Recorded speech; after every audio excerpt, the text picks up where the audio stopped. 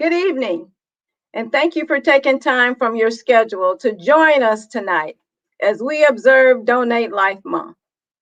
Tonight and the entire month of April, on our social media platforms, we want to bring awareness to organ and tissue donation and how everyone can help us save, enhance, and improve the lives of our family, friends, and community through transplantation.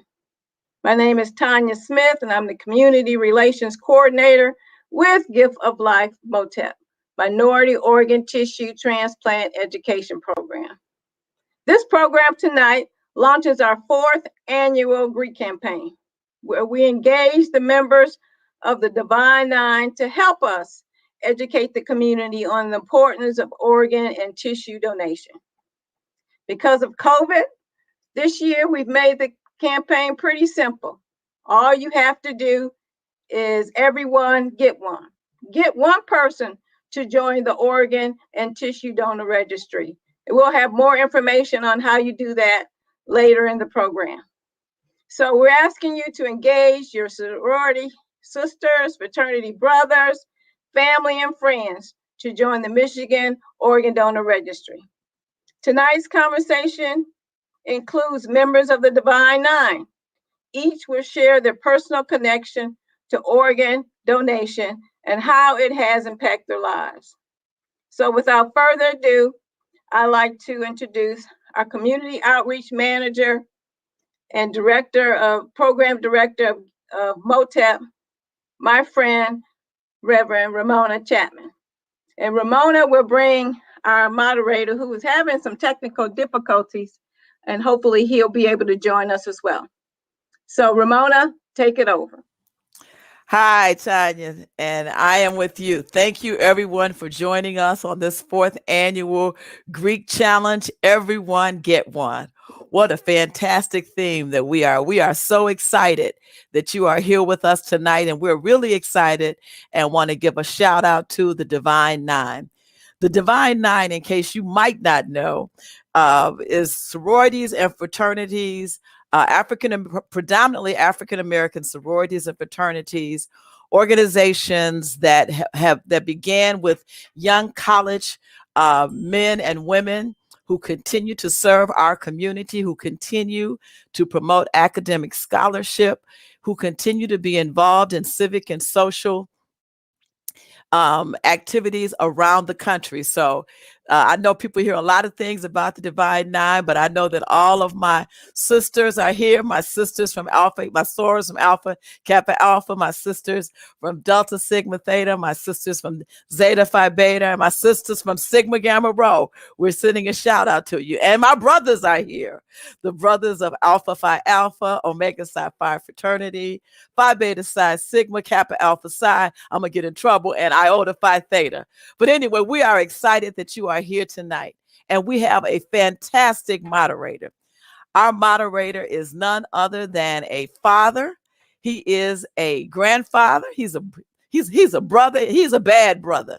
He's also a retired executive from the Skillman Foundation. He has a heart for our young people, and he continues to serve on various boards throughout the community. And he's also someone who is spiritually grounded. I have had the opportunity to serve with him when I was as a deacon at Hartford Memorial Baptist Church. And he's also a brother of Omega Psi Phi Fraternity. He is my friend. He is a person that I am sure will engage you. And even if he's having internet connections, what I know about Brother Robert Thornton is somehow he's going to get a breakthrough. And so, Robert, I'm going to ask you now to come on and join us. And I heard he's not on yet. So I tell you what. Can you all hear me? What did I tell you? Robert will break through. Welcome, Robert. Thank you. So where are we? I have just given you a fantastic introduction, my brother. You missed all that love I just poured on you. Oh, my God. Well, I appreciate you. So is it on me now? It's on you, sir. Okay. Well, thank you, everyone. Thank you, Ramona, for that kind and gracious introduction. And just let me say, this is so often the case. The introduction far outweighs this speaker. Nevertheless, I am grateful for the opportunity to serve as your moderator today at this fourth Gift of Life Motec Greek Challenge. For indeed, this is an issue that is near and dear to my heart.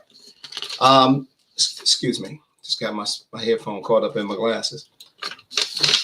In my family, there have been 5 people who were at one time or another on dialysis. 2 members of my family are recipients of kidney transplants, and one of my brothers passed away last year due to renal disease. On a personal note, I have also been registered as an organ and tissue donor for at least 20 years. For as we speak, we know here in Michigan that over 2,500 families are waiting for a life-saving transplant, and with over 1/3 being African American, Hispanic, or of Middle Eastern descent. We also know that 80% of patients are waiting for a kidney, and then more than 1/3 of those patients waiting for a kidney transplant are African American. Now, the good news is we can change the odds. We can do it soon, we can do it now, and we can do it together. To that end, we have assembled a distinguished panel from the Divine Nine community who have come to share their individual organ donation stories and hopes that we mothers might be encouraged to join the donor registry and to help to save lives. Now, before I present the panelists, I would also like to acknowledge 3 other members of the Divine Nine who are also very committed, working in the vineyard, but are not represented on the panel this evening. They include Sigma Gamma Rho Sorority Incorporated, Iota Pi Omega Fraternity, Inc., and Chi Eta Phi Sorority, Inc. And let me just shout out, if I may, to Chi Eta Pi Sorority, Inc., because we know they are the nursing sorority.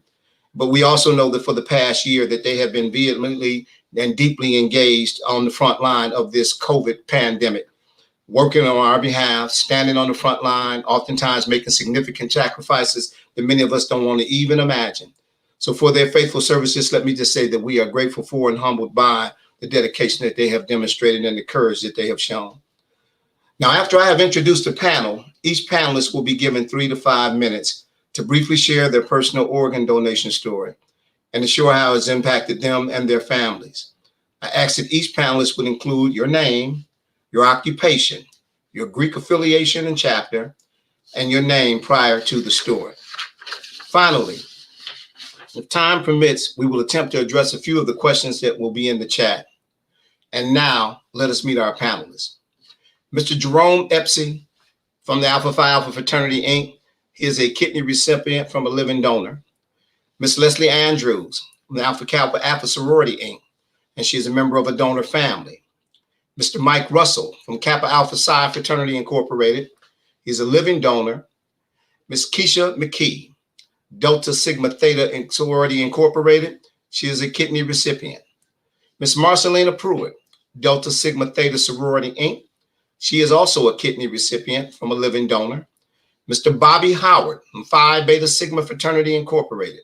He is a kidney recipient. And Ms. Leslie Wilson Smith from the Zeta Phi Beta Sorority, Incorporated, and she is a member of a family which has a donor recipient. At this time, I would like to turn the floor over to Mr. Jerome Epsy from the Alpha Phi Alpha Fraternity. Mr. Epsy, the floor is yours. Thank you, Brother Thornton, and it's an honor to be here today.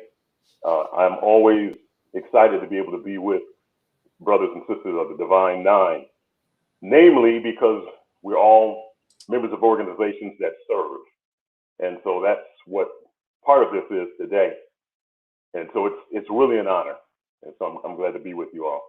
My journey began really about 3.5 years ago. Really began longer than that, because I was diagnosed with diabetes and then also high blood pressure.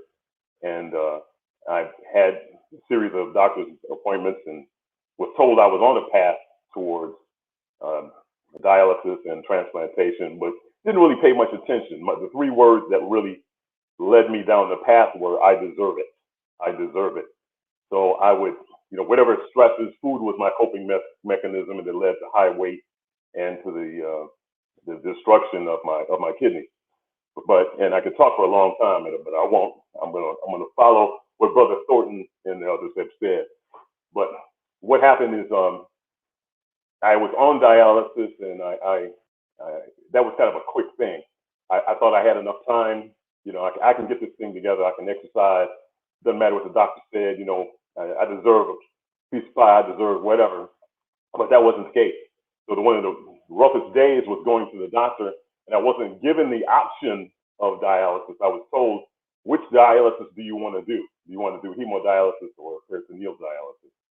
And so that was one of the first come to Jesus moments. But I went on dialysis. I went on peritoneal. I chose to do that over the hemodialysis in the center. And I was on dialysis for almost 2 years. And on May 9th of 2018, I happened to go to a dinner. And it was a birthday dinner for a good friend of mine who's a pastor. And it was a day when I wasn't feeling particularly well. I don't know if you all have had anyone, and I know Brother Thornton was talking about the people in this family that have gone through, that have been affected by kidney disease, that have been affected by kidney failure, chronic kidney disease, and end-stage renal disease. On this particular day, on May 9th of 2018, my wife and I went to a birthday party, and we don't believe in any chance. We don't believe in luck or happenstance, but we believe in divine appointments. So on that day, I was sat at a table. We were the first ones at the party. I sat at a table, and then a short time later, a friend that I hadn't talked to in 3 years came up, and he happened to be, or divinely, was sat at the table with my wife and I. And as I said, I wasn't feeling particularly well. I really wasn't even going to go to this party, but we did go. And so he asked, how I had been. I told him I was on dialysis, and he without skipping a beat, he said, if I'm a match, I'd give you a kidney. And it was that simple. And so I imagine at times, and I get overwhelmed at times thinking about what if I had not gone to that party, or what if not I had not run into him at that event. To his credit, that next Monday, this was on a Saturday, that next Monday, he contacted the University of Michigan and began the testing process.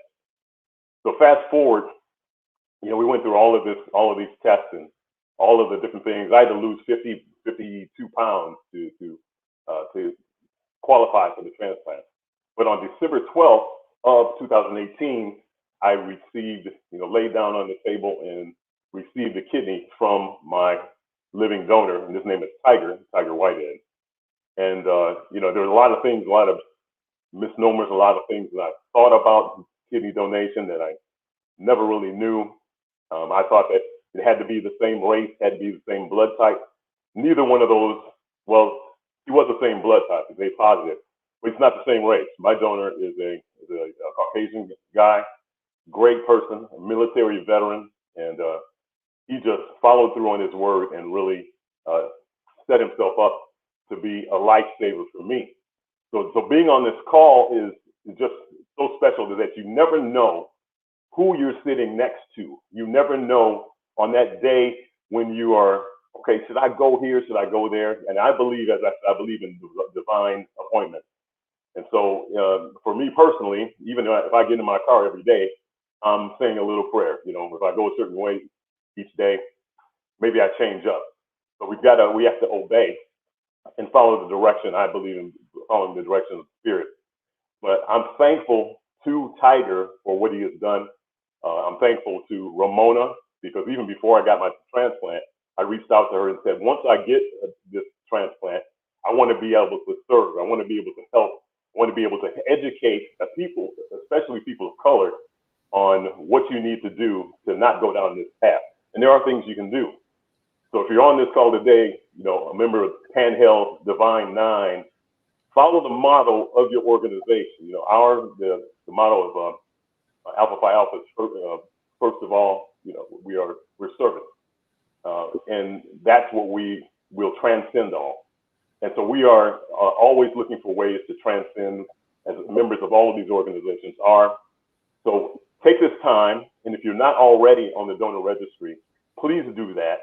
And then also, please encourage others in our community to take care of their health and to listen to doctors, and not to fall into the whole thing of, I deserve it. You deserve to live. That's number one. So I appreciate it and glad to be here. And I hope that if you're not on the donor registry, that you will consider it and sign up even today or tomorrow. Thanks. Thank you, Brother SB. What a powerful testimony. We will now have the pleasure to hear from Miss Leslie Andrews from the Alpha Kappa Alpha Sorority Incorporated. Miss Leslie? Thank you so very much, Brother Thornton. And as we stated, I'm Leslie Andrews, and I'm a member of Alpha Kappa Alpha Sorority Incorporated. And I'm also a family member of a recipient. That recipient was my husband. And when we married, he was in remission for chronic myelogenous leukemia, CML, and had no history of leukemia in his family, had no precursors or anything that would have identified that it would strike him all at once, and unfortunately it did. We were married and he was actually in remission and stayed in remission through medication for quite a while, but we knew that that was not indeed a cure. Compounding the challenge is that he also had a very unique blood type, and he was B positive.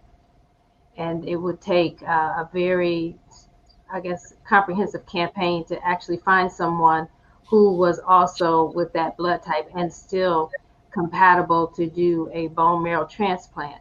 Because he was in remission for so long, he was not moved onto the list until his medication completely stopped working. But that didn't stop me from working. And myself, along with family and friends, and specifically my mother, began to ask any and everyone that we met what was their blood type. We started our own little campaign. But we were fortunate enough that when his medication became less effective and they agreed to put him on the list for a bone marrow transplant, it was because he was on the gift of life, and a lot of other people were also on the gift of life. He ended up with 9 matches, which was unheard of, according to his oncologist, to have 9 matches for a B positive. So in the long of the story, short of it was that he did receive the bone marrow transplant. And I'm so thankful for that, because that bone marrow transplant gave me an extra year and a month with him. And it actually went very, very well. We were about 3 weeks short of meeting his donor. And unfortunately, he passed away about 3 weeks prior to getting permission to meet his donor. But I cannot put a value on that extra year that I got to spend with him, and that he got to spend with his children and with his family and his friends, and the power of being able to have that option. And that option was made possible because someone that I never got an opportunity to meet was generous enough to not only be on the registry, but agree to donate the bone marrow, which is not a comfortable transaction at all. And you are awake. It was actually quite painful. So I realized how much I had to thank that person even more. Maybe one day I will get a chance to, because I believe God will make that possible. But you have to first be on the list and be able to be found. And I'm so glad that my husband had someone who was on the list and who was able to be found. And because of that whole journey, I check with every single person to see that they are actually on the list. I am on the list, and I make sure that, and I'll tell the story. You just never know when these things will happen and when you'll need someone or someone will need you. And the beautiful thing is to be a blessing and be available to that person. So I thank you for this opportunity to share my story. Your story is indicative of the power of somebody sharing and somebody going out of the way to be kind. We will now hear from Mr. Mike Russell from the Kappa Alpha Psi fraternity. Brother Russell. Thank you so much, brother. Again, my name is Mike Russell with Kappa Alpha Psi fraternity, and I'm also an attorney with the Feiger Law Firm.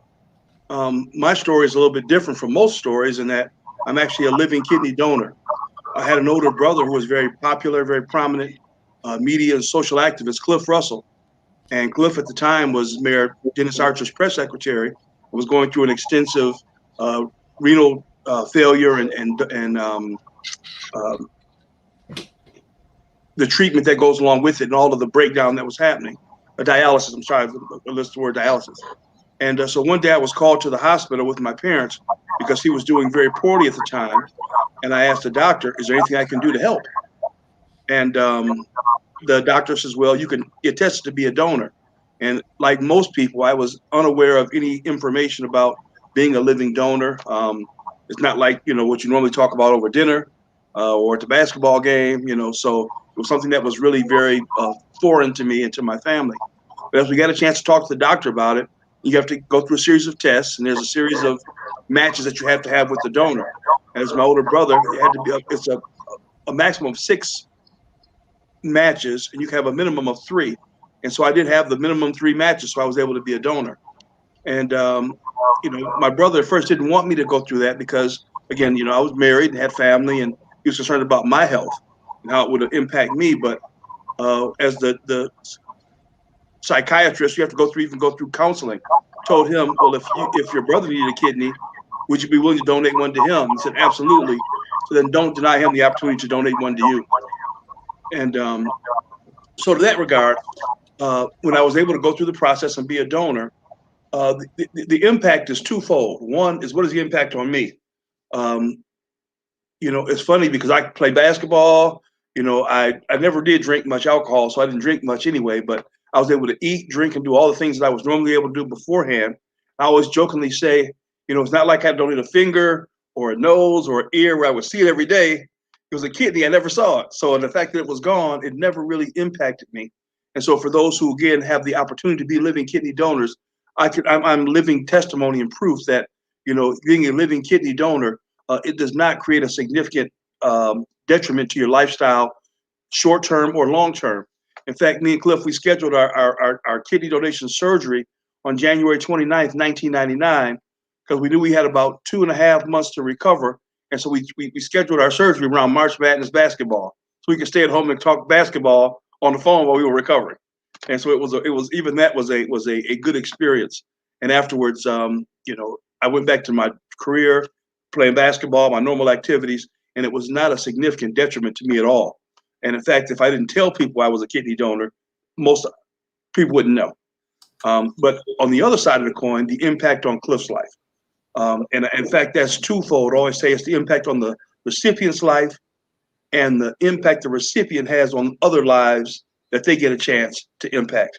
And in Cliff's case, he had an additional 20 years, and he subsequently died a couple of years ago, 2018, but he actually died of a heart attack. Had nothing to do with the kidney. The kidney was still working fine, but the heart attack is what ended up causing his demise. But during the time that he was alive after the donation, he got a chance to become a member of the Wayne State Athletic Hall of Fame. He became the first African-American press director of any Major League Baseball team in Major League history, and that was the Detroit Tigers. He got a chance to see his 4 grandchildren born and be part of their lives. He got a chance to be part of the Roper Athletic Hall of Fame. He got a chance to coach a girls basketball team to a state championship. So he had a lot of wonderful things that he got a chance to do for himself, and he had a lot of impact on others' lives around him. So it really is a win-win-win situation being a living kidney donor, because the first win is, as the donor, it's not often you get a chance to really be a real hero in this life, and really to help save someone's life, do something really special that has a real impact. And Cliff was such a great big brother and mentor growing up, and was doing so many wonderful things. It was a win for me to be able to help him. 2, it was a win for him that he had 20 additional years of great life. He subsequently got married to his wife, Sharisa, had a wonderful life, 20 additional years of good health without the necessity for dialysis. And then the impact of the lives around him that he had a chance to benefit with his activities and with his career and media and communications activities. So, from a personal standpoint, I would highly recommend anyone who has family members that are in need of organs to consider being a living donor. I know that some families that are donors from their deceased relatives, they can speak on behalf of the deceased and say how pleased they are they were able to help. But I can say it from a living standpoint, it is a wonderful experience to be able to help someone, and again, not have to have any real detrimental impact on your own life, to have that kind of significant impact and help for someone else. So Again, I just want to say that it's been a wonderful opportunity working with Ramona and MOTEP over the last 20 years since my donation. I enjoy getting a chance to speak with communities and organizations all the time about this important issue. Again, and I highly recommend being a donor register, but also consider being a living donor, because it's a significant impact on your life from a positive standpoint, and on the recipient and on the lives of the recipient gets a chance to benefit as well. So thank you so much for this opportunity to tell you my story. And I look forward to hearing the rest of the interesting and wonderful stories this evening. And thank you, brother. I gave you an extra minute. It was so powerful, so impactful. And I could tell, you know, the love that you were given is a motivating force in itself. So at this time, we want to bring forth Ms. Keisha Mckee from Delta Sigma Theta Sorority, Inc., and let her tell her story. First of all, Robert, can I have another extra minute like he had one? You can go right ahead. All right, my name is Keisha Mckee. I am a school teacher in Southfield Public Schools, and I am a recipient of a kidney from a deceased donor. My story starts in 2010. I never had any pre-existing conditions or anything. One morning, I woke up with a headache. Long story short, I went to urgent care. They gave me some medicine and told me my blood pressure was super high, and it usually runs low. But to take the medicine, because I had a sinus infection, took the medicine, but I still had a headache. So like on a Saturday, I called my sister. I have a twin sister, and said, hey, my headache is super bad. Do you think I should go to the hospital? And she said, if you're calling to ask to go to the hospital, you need to go, because I was never really sick. So we went to the hospital, and the doctor came in and was like, well, all your labs and everything is okay, except for your creatinine is 9. Well, I knew about creatinine because my mom was on dialysis. So I was like, 9. So the doctor was like, we're just going to do a little bit of dialysis and get you on out the door, you know, bring your creatinine down. Well, we did not do a little bit of dialysis. I was on dialysis 5 years and 4 days. I chose to do, I did 1 year in-center hemodialysis, and then I took myself home because I was still active. I was teaching school, so I did home hemodialysis where I stuck myself with a needle. I took responsibility of my own health. So I did my dialysis at home, and I received my kidney in August 4th, 2015. And what happened was, I remember sitting in the car with my friends July 30th. It was like 4 days before.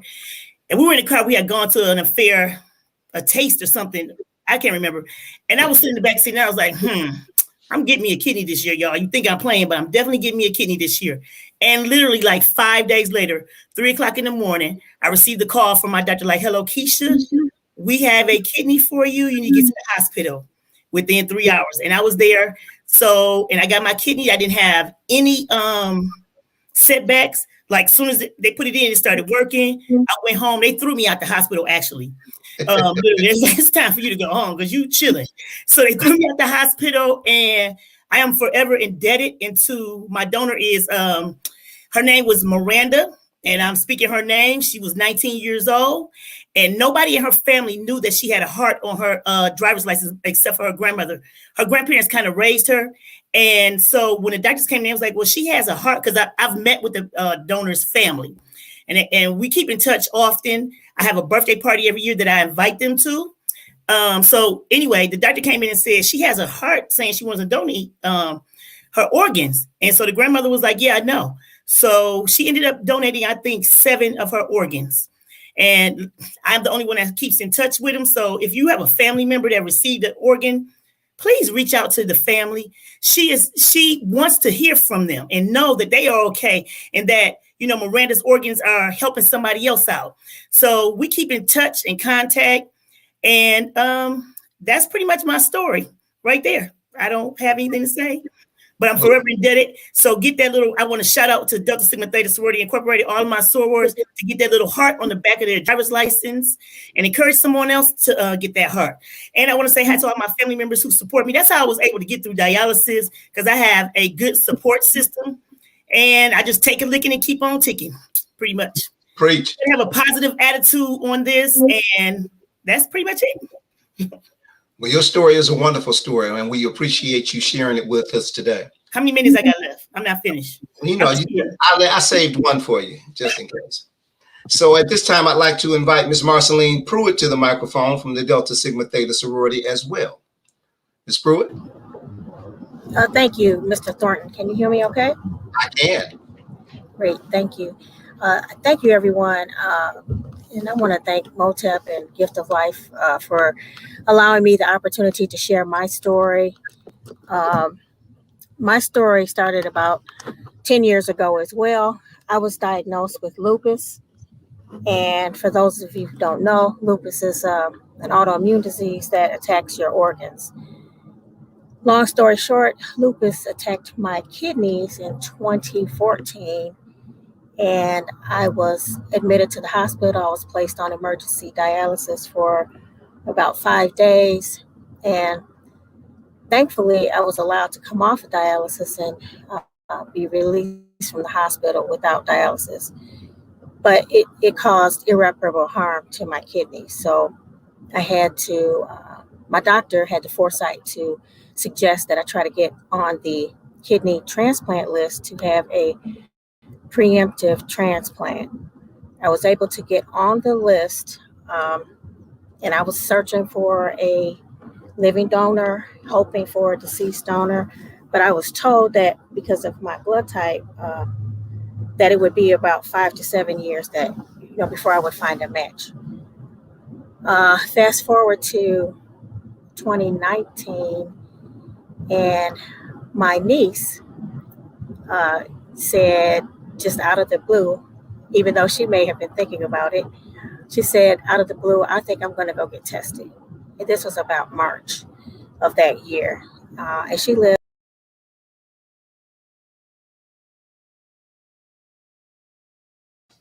It looks as though we may have lost her. Looks like her connection got broke. So what we're going to do, we're going to move to Mr. Bobby Howard from Phi Beta Sigma Fraternity.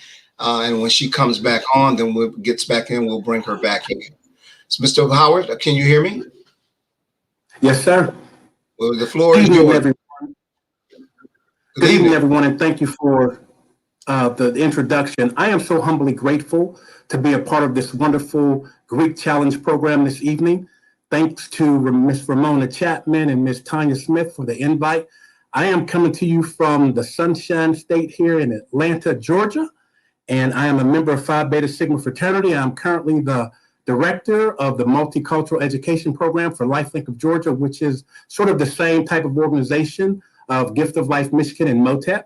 My story starts way back in 1993 when I was diagnosed with kidney failure. I'm a former football player with the Buccaneers and the Packers and the Philadelphia Eagles. And after my retirement, I came to Georgia to visit. I became very ill on one day. My blood pressure at that time was 268 over 157. I was 29 years old at the time. Going to the doctor in the hospital, and they asking me that I'd use steroids and all those things by playing football. And I honestly answered, to my knowledge, I did not. I started dialysis, and dialysis was rough. It was real rough for me in the very beginning. Then I got a hold of it. Like the young lady shared earlier, I learned how to stick my own needles and start taking care of my own health. 7 months later, on dialysis, I got a phone call and said, Mr. Howard, we have a kidney for you. And I received my transplant. But the very interesting thing, I remember when I was on dialysis, I had made a promise to myself and I made a promise to God. I said, God, if you love me enough and show that you care for me enough and you bless someone that someone can see through all the things that they're going through and be able to bless me with the kidney, I will do everything in my power to make sure people of color will not go through what I've been through. And that promise I have kept to this day. So for the past 26 and a half years, I've been educating the African-American community about the importance of being organ and tissue donors. It's truly been a wonderful journey. I don't wish dialysis on anyone. I am so grateful that I was chosen. And I believe that we all were chosen because we're very special people. We belong to a certain family. We were chosen because we have another gift, and that gift is giving back. And that's what we all about on this call. And that's what I am about. It's about giving back. It's not about me. I remember when I played football, I wasn't the person that I am today. I was selfish. Everything was about me. But funny thing, when God shows you something, God has a way of humbling you and showing you that who he wants you to be. I didn't choose dialysis. Dialysis chose me. I didn't choose the job that I have today. It chose me. So I am so grateful that I have been here, and the person who gave me my second chance at life 26 and a half years ago. That's a long time. I am very healthy. I do what I want to do. I take good care of myself. I eat. I follow my diet. I'm very particular about my health, and I take care of myself because I believe if I'm not in good health, I can't encourage others to be in good health. So that is why I do what I do. And I am so grateful that when you have these type of programs and in my journey and going back a little further, it's a family hereditary thing with me. My mother had a kidney transplant in 1977. Unfortunately, she died a year and a half later. I have a niece who has a kidney transplant. I have another niece who passed away, waiting for a kidney transplant. I have a nephew who's waiting for a kidney transplant. I have a brother who needs a liver transplant. So it's a family thing, and being the one that was chosen to lead the life that I have led, I have been truly, truly blessed to go to college, play professional football, play football in college, and experience a lot of things, traveled all over the place. But to do what I am doing today, to be blessed that someone loved me more than I love myself, that they gave their life for me, I cannot be so much prouder and grateful to that individual and his family, that they loved me enough, that they chose to give me a second chance at life, that drives me to do what I do today. And that's giving life and understanding and helping people understand how truly blessed we are. Because when we wake up and we take a breath, we are blessed. So many people go to sleep and they don't get that opportunity to wake up. So many people don't have the opportunities that we have. So being able to share that and encourage others to be strong supporters of organ and tissue donation, that's what I live for. That's what I was born to do. And I'm just so grateful that I've had this opportunity tonight to share my story. You know, Detroit, as I say, is my second home, and I'm itching to get there. I haven't been there in 2 years, so this pandemic got to slow down so I can come back to Detroit. But I'm just so grateful for this opportunity to share my story. Anytime I have the opportunity to do so, I like to share it. And so I'm just so thankful. And I just like to thank everyone who's a part of this conversation, and just to hear, because you've taken time out of your busy schedule to hear something that's very important. And hopefully the message that we are giving you today and the story that we are giving you today will cause you to take action and to become an organ and tissue donor yourself. So please remember to register your decision to become an organ and tissue donor. Thank you. Thank you, Brother Howard, for that powerful testimony and for your willingness to pass the gas can on. I understand that Mrs. Pruitt has returned to us. Ms. Pruitt, are you there? Did she go away again? Okay, we're going to move to Miss Leslie Wilson Smith from the Zeta Phi Beta Sorority Incorporated, and she is going to share her story. Miss Smith?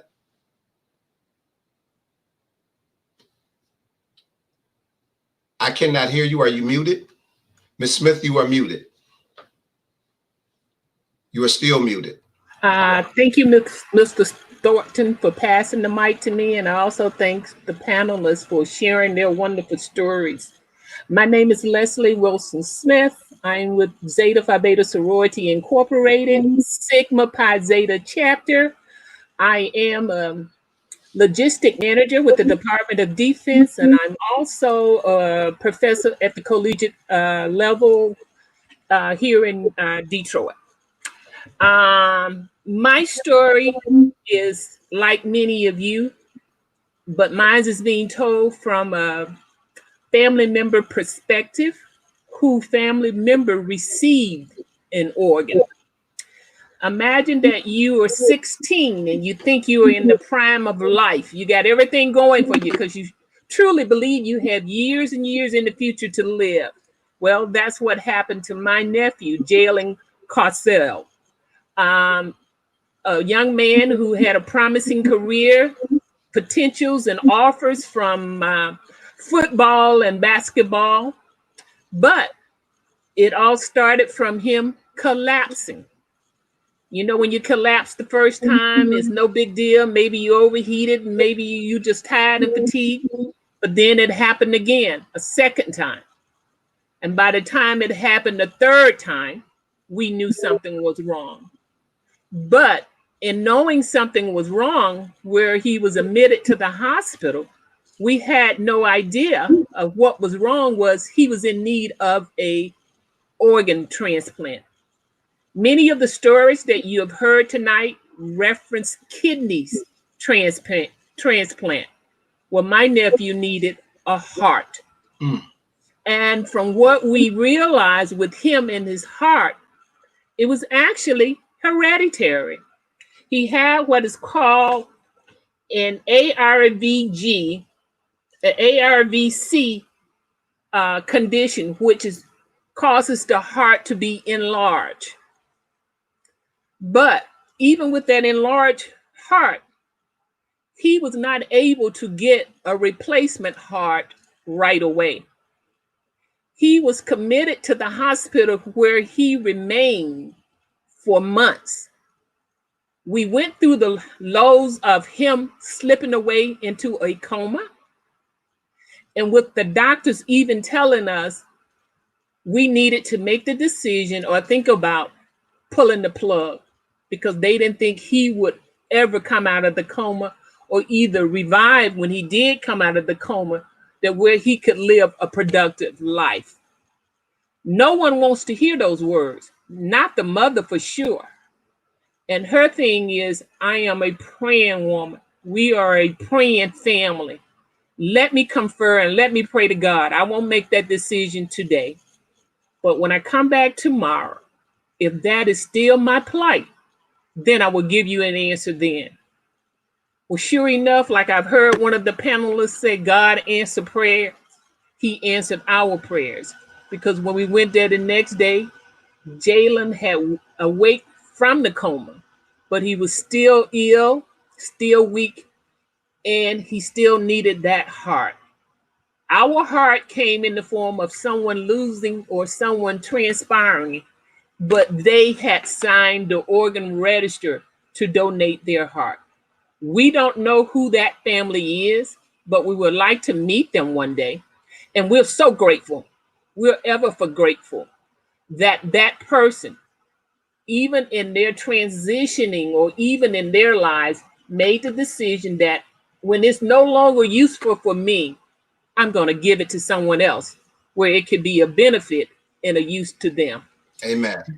Jalen is up and around, has returned back to school, not at the point that where he could play sports like he once was, but his mind tells us, and he always says, I want to get back to where I was before my condition of needing a heart transplant.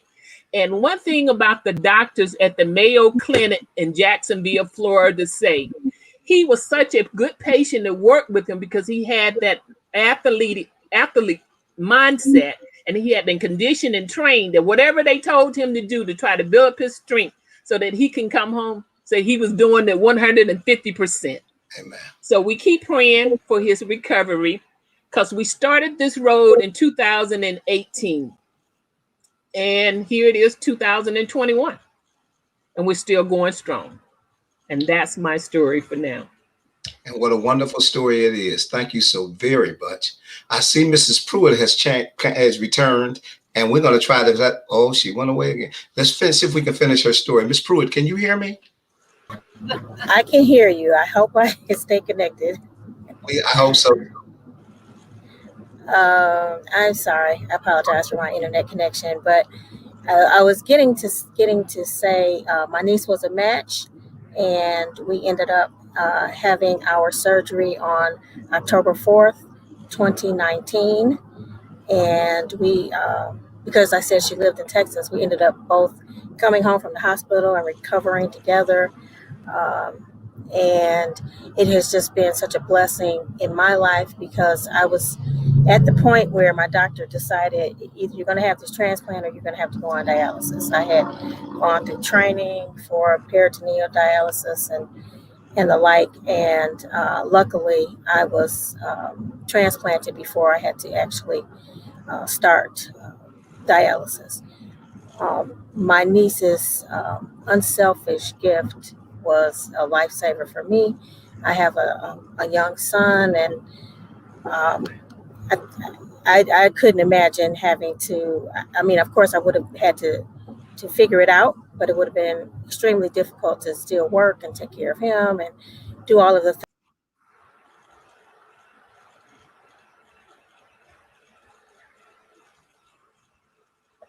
We seem to have lost her again. So let me just say, we have heard some very powerful testimonies this evening.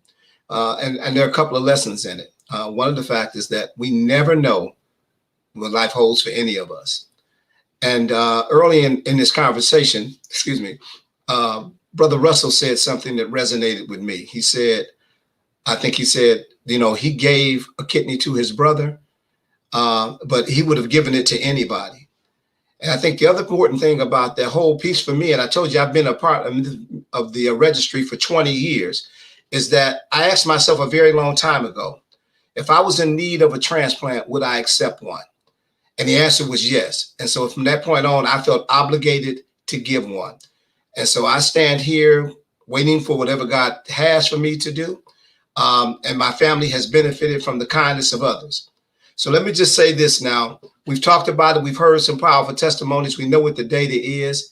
It looks like Miss Pruitt has come back. We're going to try her one more time to let her close her story, and then we're going to close. And I appreciate the fact that you have stayed with us all of this time. Miss Pruitt, can you hear me? I can.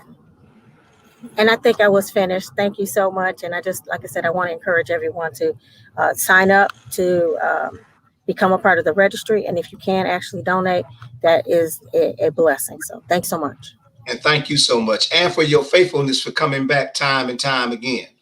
So everybody knows, we have a history of those of us in the Divine Nine. We have a history of engaging in a little healthy and friendly competition on behalf of the community.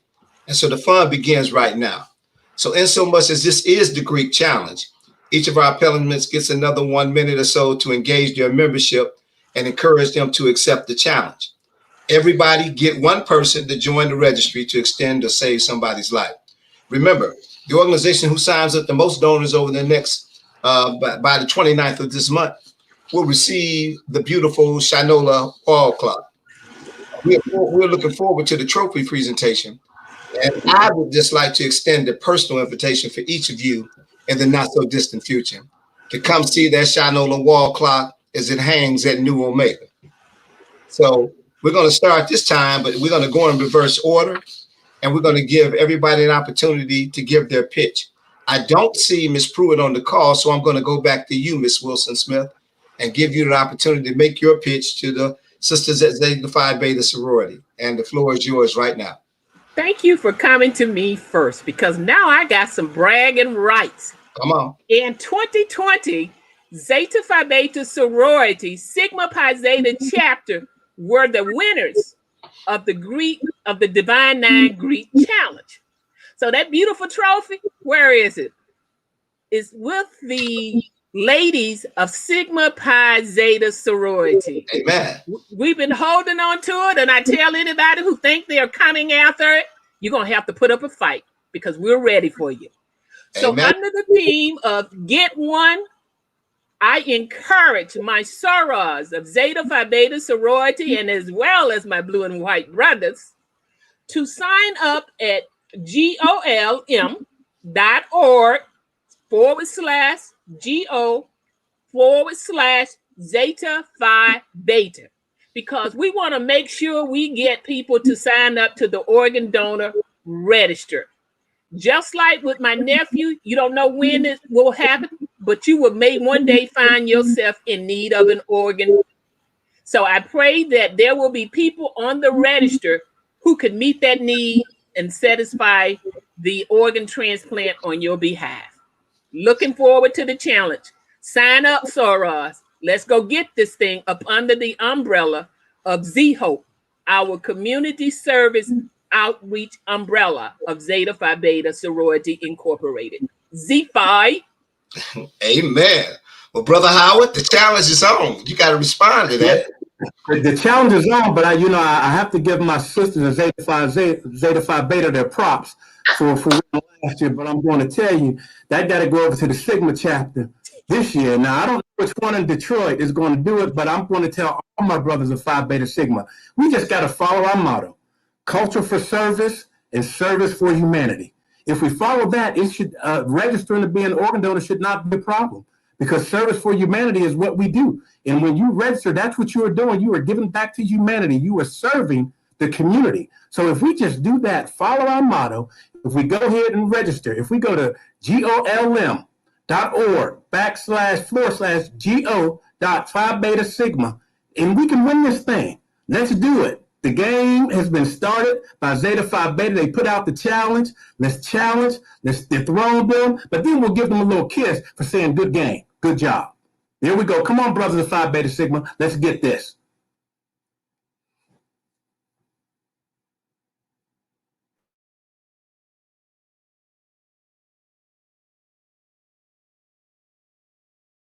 Hello, Sister Pruitt. It's your turn to make your pitch to the sisters at Delta Sigma. At Delta Sigma Theta Sorority Inc. What's wrong with my voice?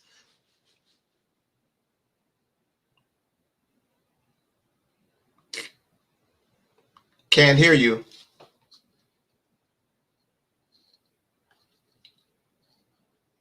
Can't hear you. So we'll come back again. Keisha Mckee, are you online? Here. I'm here. Okay, so who is that? Keisha Mckee. Oh, Keisha, so let us hear you make your pitch to the sisters with Delta Sigma Theta Sorority. Now, before I talk to the winning sorors, I just want to give a fact, because I'm following the rules that were sent to me in the email. And so I just want to talk about, there's a lot of brown and Black people who are scared to be organ donors because they think that their level of patient care will be compromised if they have the little heart on their driver's license. Let me tell you right now, the doctors and the nurses at hospitals go to every extent. You must be pronounced dead before they can even think about giving an organ to someone else. So don't be afraid to get that heart on the back of your driver's license. It can save lives. And now I want to just challenge all of my sorors and encourage all of my sorors. Let's bring this trophy home. I want you to sign up to get a red heart on the back of your driver's license. You can go to GOLM.org/go/Delta Sigma Theta, and make sure you get that heart on your driver's license and become a donor. It can save lives. It saved mine. So that's the challenge. We're going to bring this trophy home and take it off the wall of Brother Robert and the members of Zeta Phi Beta. Thank you so very much. So, Sister Pruitt, are you still there? Your mic is muted. Can you unmute your mic, please? All right. So let us slide up to Mr. Russell. Brother Russell, you gave such a powerful testimony earlier. Now it's time to testify to the brothers at Kappa Alpha Psi. Floor is yours, sir. Your mic is muted. Your mic is muted. Okay. I want to first of all say how proud I am of our Alpha Beta chapter at Wayne State University and the University of Detroit, which is one chapter of the year for the Northern Province. And so to that regard, I want to ask these younger brothers to step up and adhere to our motto of achievement, and achievement in all fields of human endeavor. And that would include in being organ donors and being lifesavers and being servants of the community. So to that regard, I want all the young brothers of Kappa Alpha Psi, Alpha Beta chapter, every one of you, not one, not two, every one of you, to go online to golm.org/go/Kappa Alpha Psi and show the true diamond in the sky that we have all adhered to for our very dedicated service, and become organ donors, become donors of the red heart on your driver's license to show that you are committed to not only being of service in this life, but in the next. On behalf of the brothers of Kappa Alpha Psi, say a hearty yo to all the Greek members that have participated today. Much love and respect to all of you guys for all of your wonderful stories, and look forward to the Kappa Alpha Psi brothers stepping forward and winning this award. Yo, Noops. All right, all right. Sister Andrews from the Alpha Kappa Alpha Sorority, it's your turn. Absolutely. So first of all, let me just apologize in advance to all of my competitors. This isn't personal. This absolutely isn't personal. I got to come in and get the clock from Robert Thornton. I got to come and get the trophy from my sister's namesake over there, Leslie, but it has to be done. This is the only way that we do it. This is an Ivy alert, my sorors, an Ivy alert on behalf of the chapter of Alpha Rho Omega chapter of Alpha Kappa Alpha Sorority Incorporated, along with Beta Mu chapter, which is one of our undergraduate chapters we support, and Theta Tau chapter is another one that we support. I'm calling everybody in for this Ivy alert. This is the time, sorors. We do service to all mankind, and this is the perfect service under our target number 2. We need to get everyone to get one. Every soror to get one. We must do this, not only to get the bragging rights that we deserve, but definitely to support and serve the community and have as many opportunities of those who are waiting to be taken off of the list for organs and all kinds of transplants. We can do it. We can do it like no other. There's no question in my mind. And I will tell you this is all we need to know. GOLM.org/GO/Alpha Kappa Alpha. That's all we need to know, sorors. Each one get one. It is just that simple. And we will do what we always do, be first and the finest when we take this challenge. I'm congratulating everybody else for trying, but Alpha Kappa Alpha women get the job done. Woo-wee. Brother SBC has stepped your game up. That's what my sisters do. Much respect to the ladies of Alpha Kappa Alpha Sorority Incorporated and the family. But all of you all, appreciate that you all are going to try. It's good to try. It's good to want. But the Alphas are going to win this thing. And so I want you all to, I'll send you the address to the Alpha House where you're going to be sending that trophy. And we appreciate it very much. The Gamma Lambda, which is the chapter. So to speak to my brothers, look, y'all, you all can gather for cups. We can gather for parties and mixers and all that sort of thing. Let's step up and do something that's going to make a difference in life and make a difference for multiple people. I know one of the speakers talked about the organs saving the lives of multiple people. You know, organs, tissues, all of that can save over 60 people. So think about that. If you had the chance to save over 60 people, brothers, and the rest of you all, would you do it? Of course you would. Now, Gamma Lambda twice has been the national chapter of the year for Alpha Phi Alpha. So I'm expecting, and I know you will step up and step in and lean in, and we're going to bring this trophy home and bring it at the house. And although I don't drink any longer, but I will buy a round for everybody when we take this trophy. So I want you all to sign up, and we're going to take this trophy. But I do appreciate all of the Divine Nine and all the hard work you all will do. But that trophy is going to end up at the Alpha House downtown. Appreciate y'all. Now, anybody who knows me knows that I have the utmost admiration and respect for my brothers and sisters in the Divine Nine. And, you know, people ask me, who are we? We are national service organizations, and we serve. That is what we do. And the men of New Omega, that is really what we do. So to my brothers at New Omega, we know the need, and you have heard the charge. Now it's time to answer the call, because that's what Omega men do. When the fraternity calls, we answer. When duty calls, we answer. When UNCF calls, we answer. When the NAACP calls, we answer. When family calls, we answer. And now our community is calling, and I know that we will answer. Let me remind you of the words of the Reverend Elijah Benjamin Mays, who said, I have only just a minute, only 60 seconds in it, forced upon me, didn't choose it, didn't seek it, can't refuse it, but it's up to me to use it, give account if I abuse it. Oh, I must suffer if I lose it, just a tiny little minute, but eternity is in it. It only takes a minute to answer this important call. I know that you will rise to meet the occasion, because that's what Omega men do. So go to your computer and register at golm.org/go/Omega Psi Phi Fraternity Incorporated. And we will do this because that clock is going to look so beautiful hanging on the wall at New Omega chapter. I want to thank all of you for coming out today, sharing with us. telling your testimonies and helping to save lives. There is no greater gift in life, and you are working very diligently to do that. It is my pleasure at this time to bring back to the microphone my sister and your sister, my friend and your friend, the youthful and dynamic, anointed and appointed, illustrious and industrious, Tanya Smith. Madam Lady, the show is yours. I wish I was on screen when y'all was challenging it. I mean, y'all put it out there.